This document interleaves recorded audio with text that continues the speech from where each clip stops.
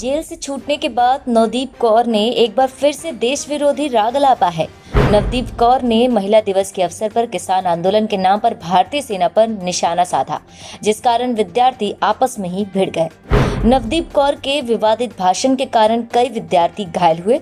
अब झूठ बोलकर मामले से पल्ला झाड़ रही है नवदीप कौर। TFI पर आपका स्वागत है। मैं महिमा पांडे आपको बताने जा रही हूँ कैसे एक बार फिर से नवदीप कौर अपने भाषण के कारण विवादों के घेरे में आ गई है।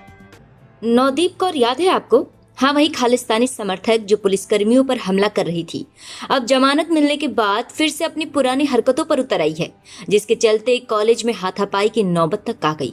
लेकिन ये नवदीप कौर है कौन और इसके दिल्ली विश्वविद्यालय में व्याख्यान देने से इतना बवाल क्यों मच गया?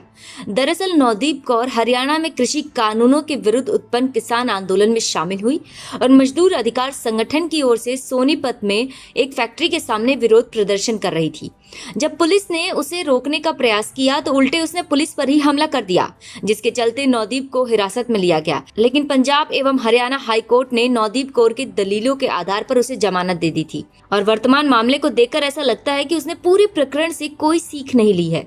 अब वास्तव में क्या हुआ, इस पर कोई भी एकमत नहीं है, परंतु सब इस बात से सहमत हैं कि नवदीप कौर दिल्ली विश्वविद्यालय के आर्ट्स कॉलेज में महिला दिवस के अवसर पर व्याख्यान देने गई थी। इस संबोधन के दौरान उसने कुछ बातें कही, जिसके चक्कर में उसे आमंत्रित करने वाले भगत सिंह छात्र एकता मंच और अखिल भारतीय विद्यार्थी परिषद में हिंसक झड़प हो गई।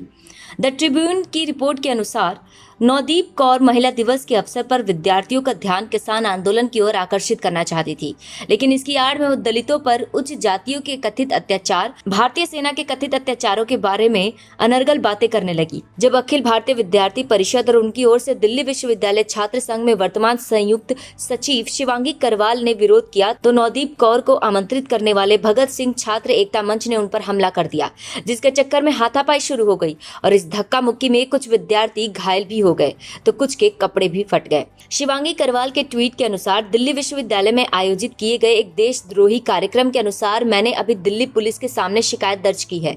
इस कार्यक्रम में भारतीय सेना को बलात्कारी ठहराने का प्रयास किया जा रहा था और अज्ञात लोगों द्वारा हाथापाई के दौरान मुझ पर हमला भी किया गया।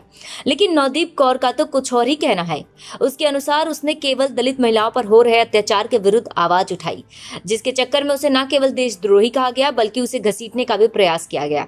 लेकिन अगर आप नवदीप कौर की दलीलों पर ध्यान दें तो आपको स्पष्ट समझ आ जाएगा कि यह तो उल्टा चोर कोतवाल को डांटने वाली बात हो गई। जब अपनी गिरफ्तारी के विरुद्ध नवदीप कौर ने जमानत याचिका दायर की तो उसमें उसने हरियाणा पुलिस द्वारा यौन शोषण का आरोप लगाया, लेकिन वो इसके लिए कोई ठोस प्रमाण नहीं दे पाई। अब यह बात अलग थी कि इन्हीं खोखली दलीलों के आधार पर उसे जमानत भी मिल गई। सच्चाई तो यह है कि जिस व्यक्ति को इस समय सलाखों के पीछे देश को अराजकता की आग में झोंकने के लिए होना चाहिए, वो खुलेआम घूम भी रही है और युवा लोगों को भारत विरोधी अभियानों में हिस्सा लेने के लिए भड़का भी रही है और न्यायपालिका की कृपा से प्रशासन चाहकर भी कुछ नहीं कर पा रहा है।